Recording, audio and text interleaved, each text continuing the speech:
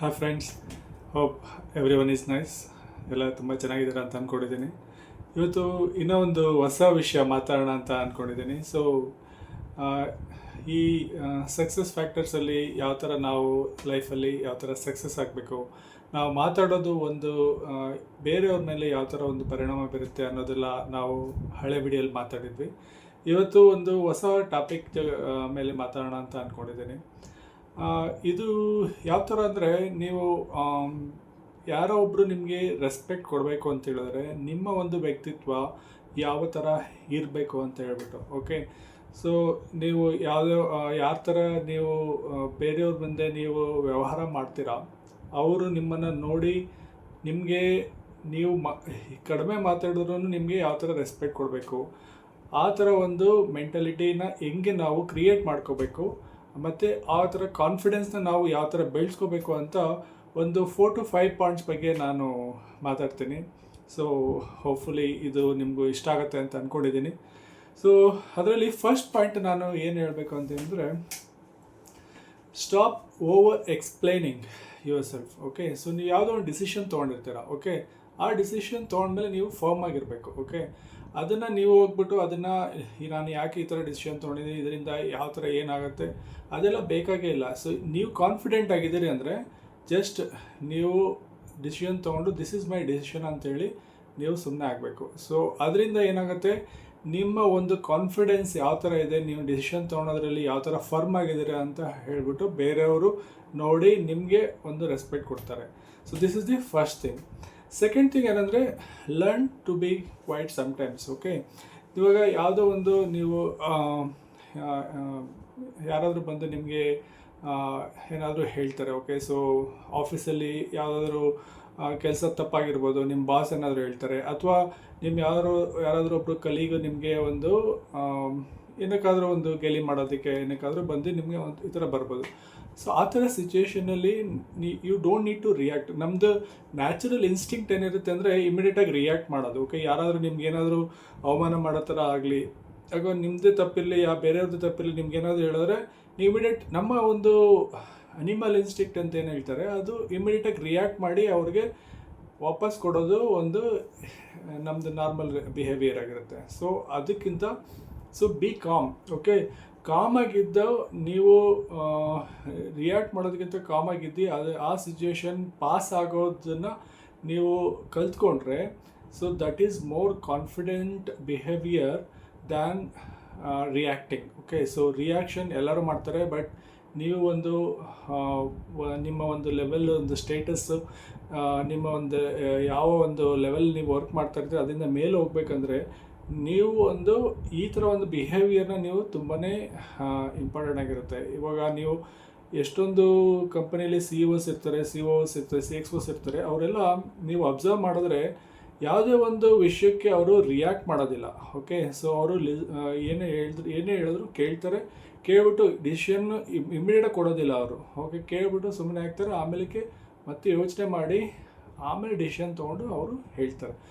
ಮತ್ತು ಯಾವುದೇ ಒಂದು ವಿಷಯದಲ್ಲಾಗಲಿ, ಇವಾಗ ಯಾರು ಕ್ರಿಟಿಸೈಸ್ ಮಾಡ್ತಾರೆ, ಓಕೆ, ಕ್ರಿಟಿಸೈಸ್ ಮಾಡಿದಾಗೂ ಅವರು ಇಮಿಡಿಯೇಟಾಗಿ ರಿಯಾಕ್ಟ್ ಮಾಡೋದಿಲ್ಲ. ಸೊ ಇದೊಂದು ತುಂಬಾ ಪವರ್ಫುಲ್ ಒಂದು ಬಿಹೇವಿಯರ್ ಇರುತ್ತೆ. ಇದನ್ನು ಕಲ್ತ್ಕೊಂಡ್ರೆ ನಾವು ತುಂಬಾ ಬೇಗ ನಮ್ಮ ಲೈಫಲ್ಲಿ ಮುಂದೆ ಬರ್ತೀವಿ.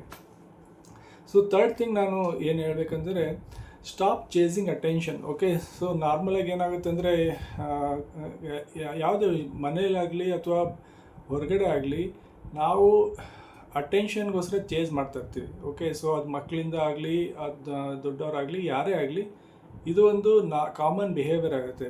ಸೊ ಎಲ್ಲರೂ ನಮ್ಮ ಕಡೆ ನೋಡಿ ನಮ್ಮ ಬಗ್ಗೆ ಮಾತಾಡಲಿ, ನಮ್ಮ ಕಡೆ ಅಟ್ರ್ಯಾಕ್ಟ್ ಆಗಲಿ, ಈ ಥರ ಒಂದು ಕಾಮನ್ ಬಿಹೇವಿಯರು ಇರುತ್ತೆ ನಮ್ಮನ್ನ ನೋಡಲಿ ಅಂತ. ಸೊ ಇದರಿಂದ ಏನಾಗುತ್ತೆ, ಕೆಲವು ಸತಿ ಚೇಂಜ್ ಮಾಡೋದ್ರಿಂದ ಅದು ನಿಮಗೆ ಇಂಪಾರ್ಟೆನ್ಸ್ ಕಡಿಮೆ ಕೊಡೋದಕ್ಕೆ ಸ್ಟಾರ್ಟ್ ಮಾಡ್ತಾರೆ. ಸೊ ಅದನ್ನು ಬಿಟ್ಟು ನಿಮ್ಮ ಬಗ್ಗೆ ನೀವು ಫೋಕಸ್ ಮಾಡಿ, ನೀವು ಯಾವ್ದು ಕೆಲಸ ಮಾಡಬೇಕೋ ಅದನ್ನು ಮಾಡಿ, ಅದ್ರ ಪ್ರಕಾರ ನೀವು ಕಾನ್ಫಿಡೆಂಟಾಗಿ ನೀವು ವರ್ಕ್ ಮಾಡ್ತಾಯಿದ್ರೆ ನಿಮಗೆ ಅವರೇ ಬಂದು ನಿಮಗೆ ರೆಸ್ಪೆಕ್ಟ್ ಕೊಟ್ಟು ಮಾತಾಡ್ತಾರೆ. So that is more important. ಮತ್ತು ಅವರೂ ನಿಮಗೆ ನಿಮ್ಮ ಕೆಲಸದಲ್ಲಿ ಯಾವಾಗ ನೀವು ಮಗ್ನರಾಗಿ ನೀವು ಕೆಲಸ ಮಾಡ್ತಾ ಇರ್ತೀರ, ನೀವು ಇನ್ನೊಬ್ಬರು ಹಿಂದೆ ಹೋಗಿ ಅವ್ರನ್ನ ಚೇಸ್ ಮಾಡೋದಿಲ್ವೋ, ಬೇರೆಯವರು ಅದೇ ಥರ ನಿಮಗೆ ರೆಸ್ಪೆಕ್ಟ್ ಕೊಡೋದಕ್ಕೆ ಸ್ಟಾರ್ಟ್ ಮಾಡ್ತಾರೆ. So stop chasing your self. Okay, so ಎಲ್ಲೇ ಆಗಲಿ, ಮನೆಯಲ್ಲೇ ಆಗಲಿ, ಯಾರಾದರೂ ನಿಮಗೆ ಒಂದು ರೆಸ್ಪೆಕ್ಟ್ ಕೊಡಬೇಕು ಅಥವಾ ನಿಮಗೆ ಒಂದು ಪ್ರಾಮುಖ್ಯತೆ ಕೊಡ್ತಾ ಇಲ್ಲ ಅಂತ ಹೇಳಿದ್ರೆ ನೀವು ಅದನ್ನು ಚೇಸ್ ಮಾಡೋದಕ್ಕೆ ಹೋಗೋದೇ ಬೇಕಾಗಿಲ್ಲ, ಬಿಟ್ಬಿಡಿ. ಸೊ ಅವರೇ ನಿಮಗೆ ರೆಸ್ಪೆಕ್ಟ್ ಕೊಡ್ತಾರೆ, ಬಂದು ಮಾತಾಡಿಸ್ತಾರೆ. That is more important in your building of your confidence and your stature. Okay, so fourth thing ಏನಂದರೆ get comfortable saying no. Okay, ಎಷ್ಟೊಂದು ಸತಿ ನಮ್ಗೇನು ಅನಿಸುತ್ತೆ, ಯಾವಾಗಲೂ ಎಸ್ ಹೇಳಿದ್ರೆ ನಮ್ಗೆ ಇಷ್ಟಪಡ್ತಾರೆ. ಓಕೆ, ಏನೇ ಹೇಳಿದ್ರು ನಾನೇನಾದ್ರು ನೋ ಹೇಳ್ಬಿಟ್ರೆ ಯಾವುದೋ ವಿಷಯಕ್ಕೆ ಆಗ್ಬೋದು.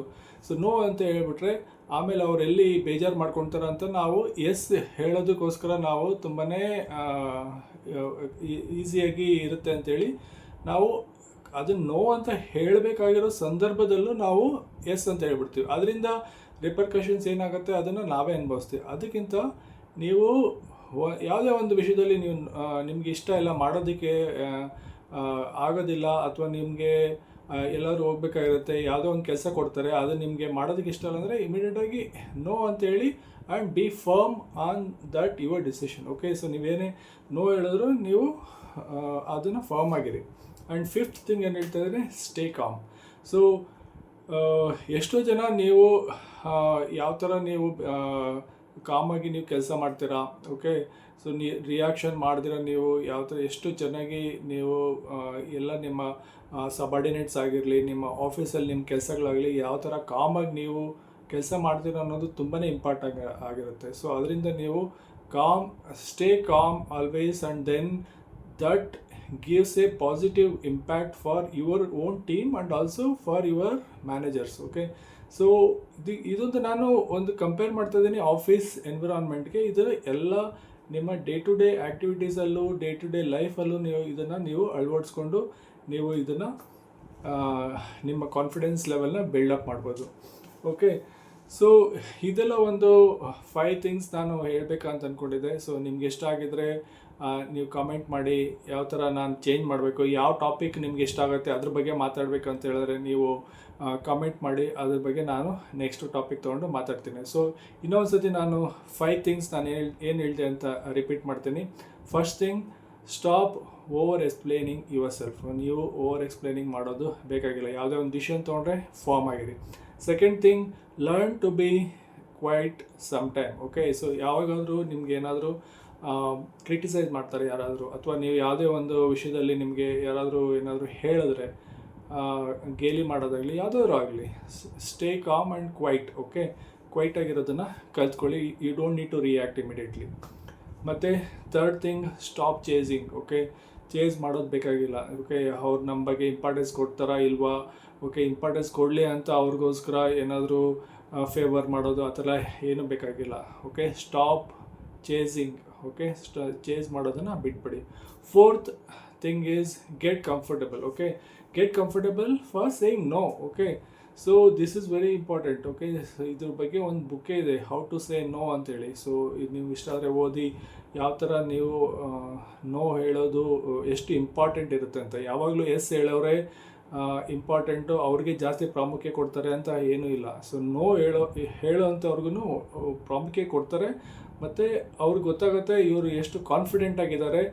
ಒಂದು ಸತಿ ನೋ ಹೇಳಿದ್ರೆ ಅವರು ಅದೇ ಫಾರ್ಮ್ ಆಗಿ ಇರ್ತಾರೆ ಅಂತ ಹೇಳ್ಬಿಟ್ಟು ನಿಮಗೂ ಪ್ರಾಮುಖ್ಯತೆ ಕೊಡ್ತಾರೆ. Fifth thing, stay calm. Okay, so ನೀವು ಯಾವಾಗ್ಲೂ ಓಡಾಡಿ ಅದು ಇದು ಮಾಡಬೇಕು ಅಥವಾ ನಿಮ್ಗೆ ತೋರಿಸ್ಕೋಬೇಕು ಅಂತೇನಿಲ್ಲ. Stay calm. Okay, the calmness shows that how confident you are, and also ನಿಮ್ಮ ಟೀಮ್ ಆಗಲಿ, ನಿಮ್ಮ ಬಾಸ್ ಆಗಲಿ, ಯಾರೇ ನಿಮ್ಮನ್ನು ನೋಡ್ತಾರೆ, ನೀವು ಕಾಮ್ ಆಗಿರೋದನ್ನು ನೋಡಿ ಆ ಒಂದು poster gives A positive vibes for your team and others. Okay, so ಇದು 5 ಥಿಂಗ್ಸ್ ನಾನು ಹೇಳ್ಬೇಕು ಅಂದ್ಕೊಂಡಿದ್ದೆ. ಇಷ್ಟ ಆಗಿದ್ರೆ ಲೈಕ್ ಮಾಡಿ, ಸಬ್ಸ್ಕ್ರೈಬ್ ಮಾಡಿ. Thank you very much.